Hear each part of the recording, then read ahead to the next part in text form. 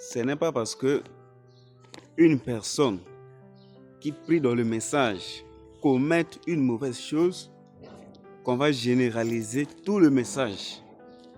Qu'on va dire que non, le message et les gens du message sont comme ça. Non. Dans chaque groupe, il y a toujours 3 qualités. Il y a de ceux qui sont des bons, il y a de ceux qui se disent bons, il y a de ceux qui ne sont pas bons. C'est comme ça.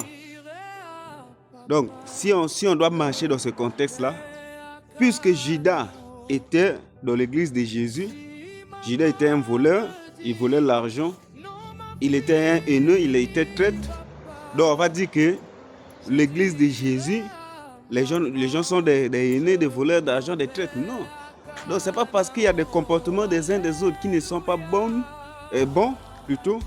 qu'on va généraliser tout en disant que non, les gens du message sont comme ça. Les gens du message sont... C'est faux. Arrêtez de ternir l'image du message.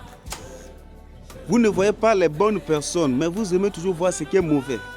Je prends l'exemple, par exemple, des gens qui disent non, les sœurs du message sont moins sérieuses. Elles couchent avec des païens. Donc, vous ne voyez pas les sœurs qui se marient même à 30 ans vierges. Vous ne voyez pas des sœurs qui gardent la parole de la pureté, mais vous voyez seulement ce qui est mauvais. Arrêtez ça. Arrêtez ça. Je vous dis que le message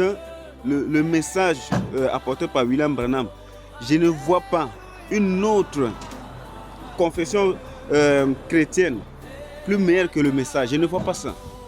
Donc nous, croyants du message, on est fiers de ce message. Vous n'allez pas nous décourager à continuer à croire, à servir Dieu dans ce message.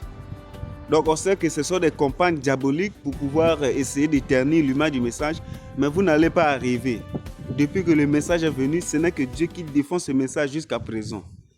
Et nous allons continuer à rester avec ce message, à garder ce message honoré et à élever ce message au niveau du monde.